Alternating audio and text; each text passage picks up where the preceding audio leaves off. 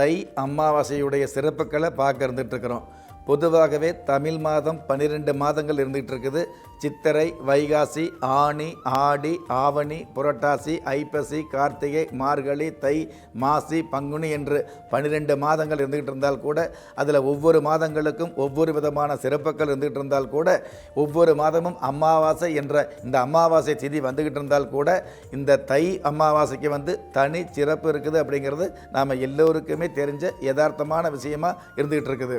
பொதுவாக தை அமாவாசை, அதாவது அமாவாசைகள் பார்த்தீங்க அப்படின்னா ஆடி அமாவாசை, புரட்டாசி அமாவாசை, தை அமாவாசை, இந்த மாதிரியான அமாவாசைகளுக்கு ஒரு அதிகபட்ச மேன்மை இருக்குது, அதிகபட்ச சிறப்புகள் இருக்குது அப்படிங்கிறது நம்ம எல்லோருக்குமே தெரிஞ்சது தான்.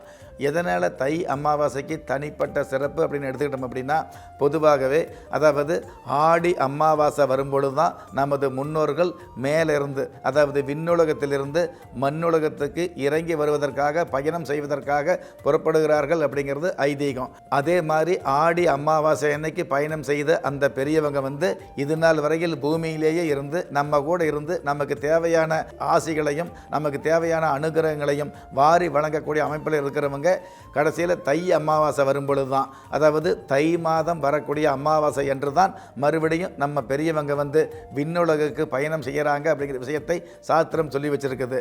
அது மட்டுமல்ல, பொதுவாகவே தை அமாவாசை திதியில் தர்ப்பணம் கொடுக்கறது, திதி கொடுக்கக்கூடிய வழக்கத்தை நம்ம ஆழமாக கவனிச்சோம் அப்படின்னா உங்களுடைய வாழ்க்கையில், அதாவது ஒரு முறை திதி கொடுத்தால் கூட உங்களுடைய ஆயுள் காலம் முழுவதும் உங்களுக்கு மிகப்பெரிய ஆசீர்வாதங்கள் கிடைக்கக்கூடிய, பெரியவங்களுடைய ஆசீர்வாதம் உங்களுக்கு பெருவாரியாக கிடைக்கக்கூடிய, அதாவது தை அமாவாசை என்று தர்ப்பணம் கொடுக்கிறவங்களுக்கு, அதாவது 7 ஜென்மமாக உங்களுடைய பரம்பரைன்னு சொல்லுவாங்க இல்லையா, 7 தலைமுறையாக வாழ்ந்த பெரியவங்களுடைய ஒட்டுமொத்த ஆசீர்வாதமும் இந்த தை அமாவாசை என்று கிடைக்குது அப்படிங்கிறது தான் தாத்பரியமான உண்மையாக இருந்துகிட்டு இருக்குது. இன்றைய ஆன்மீக தகவல் நிகழ்ச்சியில் மாந்தி பகவான் ஒருவருடைய ஜாதகத்தில் 10ஆம் இடத்துல இருந்தார் அப்படின்னா எந்த மாதிரியான பலாபலன் அப்படிங்கிற விஷயத்தை தெரிஞ்சுக்கிட்டு இருக்கிறோம்.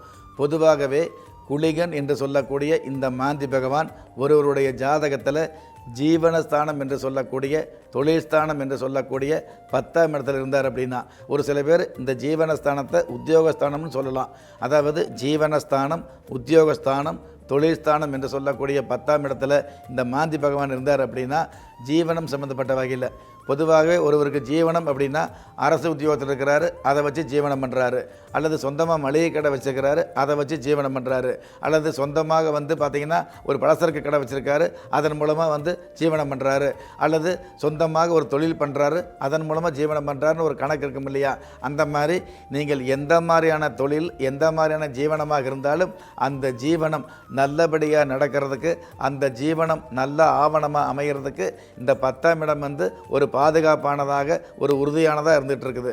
அந்த 10ஆம் இடத்துல இந்த மாந்தி பகவான் இருந்தார் அப்படின்னா நீங்கள் எந்த வகையில் ஜீவனம் பண்ணாலும் சரி, மாதமான நமக்கு கவர்மெண்ட் வேலையாக இருந்துகிட்ருக்குறோம், மணி அடைச்சா சம்பளம் வருது, மாதமான சம்பளம் வருதுங்கிற ஒரு அமைப்பில் இருந்தால் கூட அந்த அரசாங்க உத்தியோகத்தில் கூட தேவையில்லாத அலைச்சல், தேவையில்லாத பிரச்சனை, தேவையில்லாத சங்கடங்கள் ஏற்படக்கூடியது, தேவையில்லாத பணி இழப்பு ஏற்படக்கூடிய சூழல் இருக்குங்கிற விஷயத்தை நம்ம தெரிஞ்சுக்கலாம்.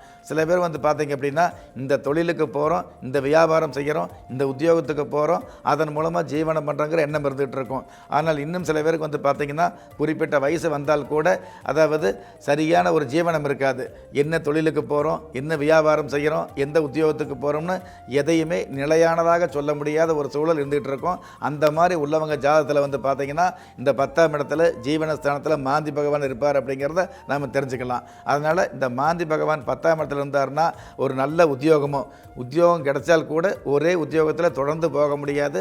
6 மாதத்துக்கு ஒரு கம்பெனி மாற வேண்டிய சூழல் ஏற்படும். அதனால் நிலையான உத்தியோகமோ, நிலையான தொழிலோ, நிலையான வருமானமோ அல்லது நிலையான ஒரு வியாபாரமோ எதுவுமே அமையாமல் நிலையற்றதாக, இப்போ இவர் என்ன பண்ணிகிட்டு இருக்கார் அப்படின்னு கேட்டோம்னா என்ன பண்ணுறாருன்னே தெரியாதுன்னு சொல்லக்கூடிய அளவுக்கு ஒரு நிலையான உத்தியோகத்தையோ, நிலையான தொழில் வாய்ப்புகளையோ, நிலையான ஒரு வியாபாரம் சம்மந்தப்பட்ட விஷயங்களையோ சொல்ல முடியாத ஒரு சூழல் 10ஆம் இடத்துல மாந்தி பகவான் இருந்தார்னா இருக்குங்கிற விஷயத்தை நாம் தெரிஞ்சுக்கலாம்.